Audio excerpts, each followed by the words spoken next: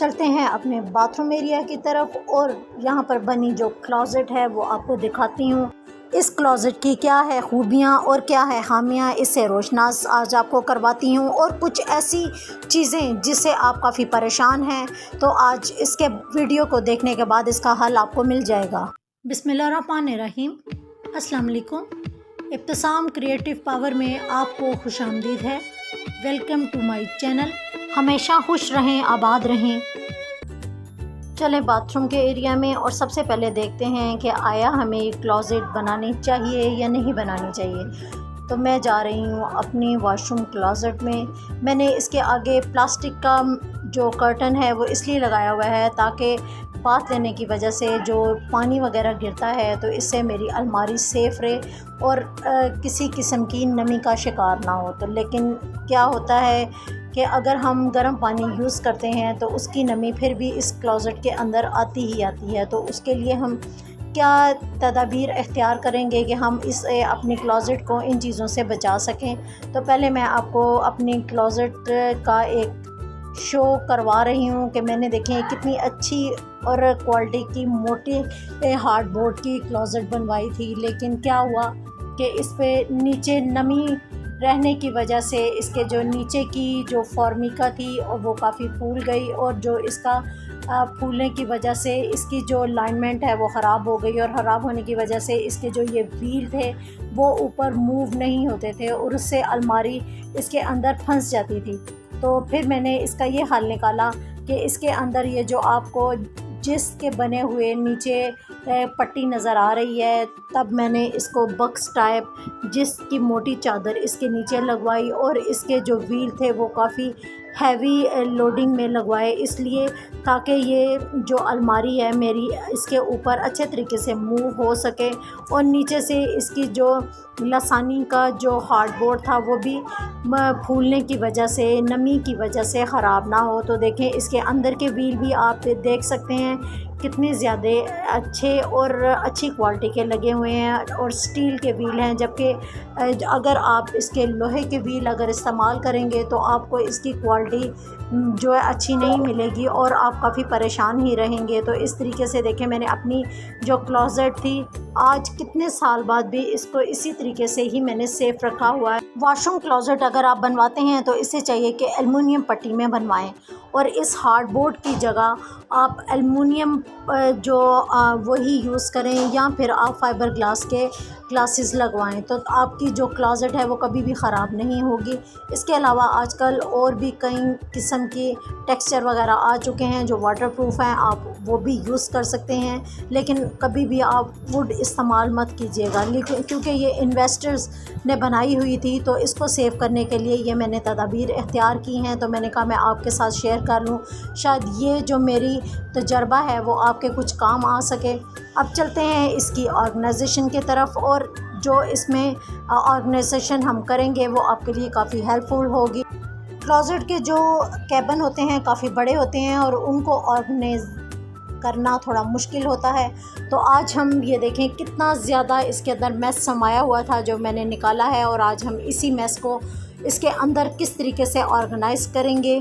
तो चले आए हम इसकी तरफ चलते हैं, लेकिन इसको पूरी मैंने क्लोज़ेट को एम्प्टी कर लिया है और करने के बाद इसकी तमाम क्लीनिक हम किस तरीके से करेंगे। मैंने एक शैम्पू में मीठा सोडा थोड़ा सा डाला है और थोड़ा सा मैंने इसके अंदर डेटॉल सोप भी डाला है क्योंकि वॉशरूम है और हमें तमाम चीज़ों को अच्छे तरीके से हाइजीनिक तौर पर रखना है। तो मैंने पूरी क्लोज़ेट को इस तरह मीठे सोडे के साथ, डेटॉल और सर्फ के साथ, इन चीज़ों के साथ अच्छी तरीके से क्लीन कर लिया है। दाग वगैरह जो आप इसके अंदर लग चुके हैं नमी की वजह से वो भी आप उतार लें, लेकिन एक और नुक्ता जो ज़ेरे गौर है वो बड़ा इम्पॉर्टेंट है और आपको ये देखना चाहिए कि सबसे नीचे वाले जो इसके कैबिन हैं उनमें देखें दीमक भी लग चुकी है और मैं काफ़ी देखकर परेशान हुई, लेकिन मैं इस चीज़ से सेटिस्फाई थी कि मैंने पहले भी अलमारी का हल कुछ इस तरीके से ही किया था। तो चले इस अलमारी का हल भी मैं आपके सामने इस तरीके से कर लेती हूँ ताकि आप भी इन चीज़ों से परेशान ना हो और मेरी तरह इसका मुकम्मल हल निकाल सकें।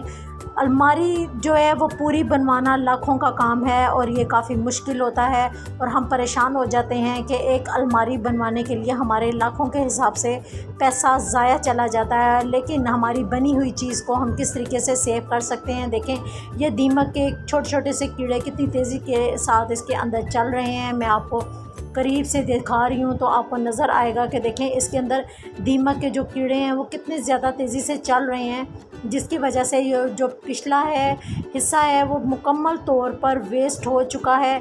और इसको मैं जितना भी टूटता है इसके साथ खोल लूँगी। खोलने के बाद इसको पूरी तरीके से जो इसकी नमी थी उतना हिस्सा मैं पूरा इसको उतार लूँगी। और उतारने के बाद हम इसका क्या हल करेंगे, मैंने एक छोटा सा बारीक सा पाइप लिया है और इसकी मदद से इसको पूरा तोड़ रही हूँ। स्लिप यहाँ तक नहीं जा सकती इसलिए क्योंकि ये ज़रा डीप है और जाने में थोड़ी मुश्किल पेश आ रही है, तो मैं इस लंबे से बारीक रॉड का ही इस्तेमाल कर रही हूँ। और इसकी मदद से पूरी अलमारी को मैंने साफ़ कर लिया है। और अब मैंने स्प्रे लिया है और स्प्रे की मदद से पूरी अलमारी में मैंने स्प्रे कर दिया है ताकि जो इसके अंदर कीड़े वगैरह दीमक के चल रहे हैं वो अच्छी तरीके से ख़त्म हो जाएं। तो अब थोड़ी देर बाद मैंने अलमारी खोली है और अलमारी खोलने के बाद जो दीमक की जो लाइनें बनी हुई हैं उसको मैं बिल्कुल नरम हो चुकी हैं, उसको मैं उखेड़ रही हूँ। और उखेड़ने के बाद इसकी जो बारीक सी कॉर्नर आ रहे हैं उनमें मैंने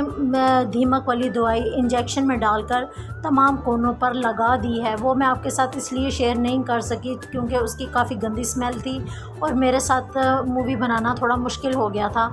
तो बाकी भी देखे दूसरे कबर्ड में भी मैंने इसी तरीके से किया है। अब सफाई का टाइम है तो 2 से 3 घंटे के बाद मैंने इसकी सफाई ठीक इसी तरीके से की है। पहले ड्राई कपड़े के साथ इसका तमाम गंद मैंने उठा लिया है और बाद में इसको हल्के से गीले कपड़े के साथ इसको हाइजीनिक तौर पर साफ़ इस तरीके से कर लिया है। पूरे दाग इसके बिल्कुल क्लीन हो चुके हैं। आप देखें ये मेरी अलमारी बिल्कुल क्लीन हो चुकी है, जबकि दूसरा हिस्सा अभी मेरा रहता है।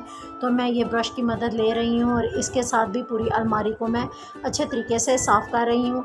ये जो एक्सपीरियंस है मैं इससे पहले भी अलमारी के साथ कर चुकी हूँ और माशाल्लाह वो 3 साल हो गए हैं। मेरी अलमारी बिल्कुल सेफ़ है और बिल्कुल ठीक ठाक हो चुकी है। और यही मैंने कहा कि एक्सपीरियंस मैं आपके साथ शेयर करूं और आपके काम आएगा। अब मैंने जो दीमक वाली मेडिसन है वो इसके भी चारों कोनों पर डाल दी है। इंजेक्शन मैंने अलग से लगा दिए हैं। मेरा ऊपर वाला देखें हिस्सा ये भी वुड का बना हुआ है और जबकि नीचे वाले हिस्से में मैंने किस तरीके से तमाम अपनी चीज़ों को एक साइड पे अच्छी तरतीब से रख दिया है।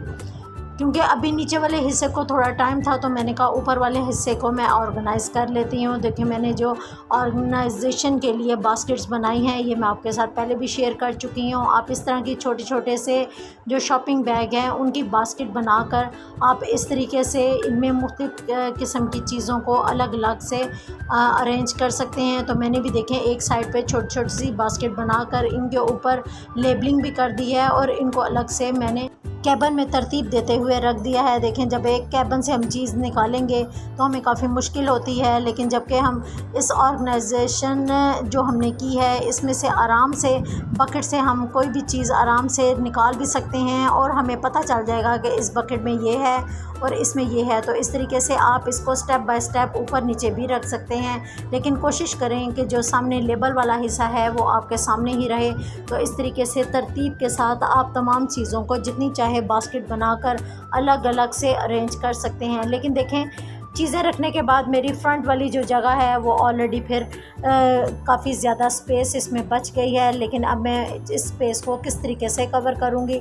तो मैं तमाम बास्केट को उठा लेती हूँ और मैंने जो अपनी अलग अलग से चीज़ें बैग्स वगैरह बड़े छोटे और इस तरीके से तरतीब दिए हैं ट्रांसपेरेंट लिफाफों के अंदर, उनको मैंने स्टेप वाइज पीछे रख दिया है और इन बास्केट्स को मैंने आगे रख दिया है ताकि उनकी मुझे कम ज़रूरत होती है लेकिन इन बास्केट की मुझे ज़्यादा ज़रूरत होती है। तो इस तरीके से मैंने अपने इस कैबिन को अरेंज कर दिया है। अब हम जो दूसरा बड़ा कैबिन है वो किस तरीके से अरेंज करेंगे, तो मैंने यहाँ पर एक बड़े वाले फ्रूट क्रेट यूज़ किए हैं। बास्केट मैंने इसलिए यूज़ नहीं की कि वो स्लिप हो जाती हैं और टूटने का डर होता है, वो हैवी लोड नहीं उठा सकती। तो मैंने फ्रूट क्रेट पहले भी ऑर्गेनाइजेशन में यूज़ किए हैं और अलमारी की ऊपर वाली वॉल्स पे भी मैंने ऑर्गेनाइजर लगा दिए हैं ताकि छोटी चीज़ें मैं इसमें रख सकूं। आप देख सकते हैं कि मैंने बासानी इन पे कितनी ज़्यादा चीज़ों का लोड रख दिया है। जो ऊपर लेने वाली चादरें हैं, अपने बिस्तर वगैरह, इसके अलावा जो नीचे वाले मैट्रेसेस हैं, छोटे से कंफर्टर्स हैं और वो तमाम मैंने इस तरीके से अरेंज कर दिए हैं। चले आए हम नीचे वाले कैबिन को हम